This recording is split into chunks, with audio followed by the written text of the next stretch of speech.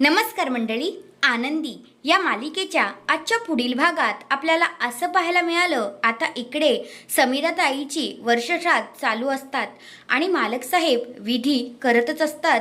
तेवढ्यातच आता मालक साहेबांचा मुलगा येतो आणि त्यांचा हात धरतो आणि त्यांना म्हणतो, काही गरज नाही माझ्या आईच्या काही विधी करायची, असं आता तो त्यांना बोलतो. आता इकडे 3 मुलांची धडाकेबाज एंट्री झालेली असते आणि तो सगळं काही आरोप मालक साहेबांना लावत असतो आणि म्हणत असतो की तुमच्यामुळे माझी आई गेली, तुमच्या ह्या बिझनेसच्या स्वप्नांमुळे माझी आई मला सोडून गेली आहे, असं तो आता इथे बोलत असतो. आणि आनंदीला तर हे सगळं पाहून खूपच धक्का बसतो.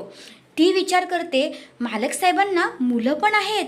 आणि तेवढ्यातच आता जो विद्याधर आहे इथे चान्सच बघत असतो आणि तो आनंदीला म्हणतो, मुलं आहेत पण तुझ्यापेक्षा पण वयाने खूप मोठी, आता कशी करशील ग आनंदानी नांदी, असं आता तो इकडे आनंदीला बोलत असतो.